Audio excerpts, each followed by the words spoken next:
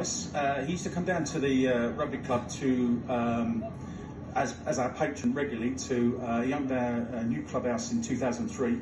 But he used to come down every year in the old days to present a tie to.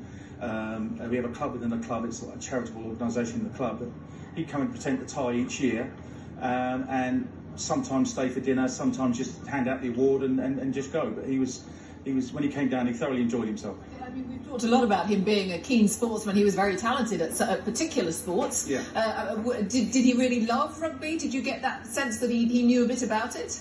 Yeah, absolutely. He came down. I think he came down with the mini kids on a Sunday at one stage, and always took the time to the kids that lined up to meet him, listen to their stories, answer their questions, and you know, seemed thoroughly interested. He loved our little club. Whenever he came to us, he had our cufflinks on, our tie, and when we changed design of tie, he turned up with a new design. It's fantastic.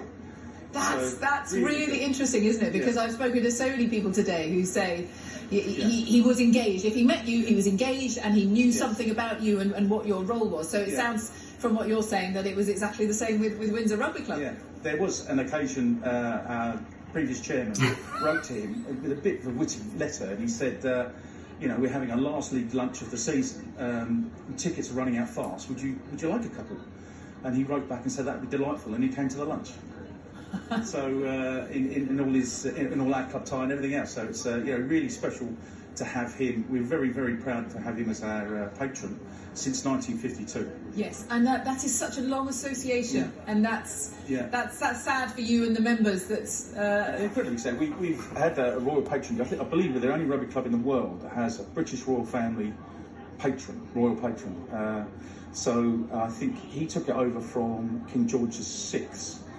Who started it in 1936. So after his passing, His Royal Highness took it on in 1952 and has been there ever since.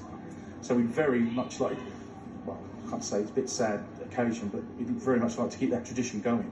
Yes, of course. Yeah. And on a human level, you can look forward to a few matches now, one hopes, with a little bit of easing up. It's been a tough time for all sports clubs the last year, hasn't it? Yeah, training started. The boys are down there doing playing touch rugby, all to the COVID secure, whatever they're allowed to do.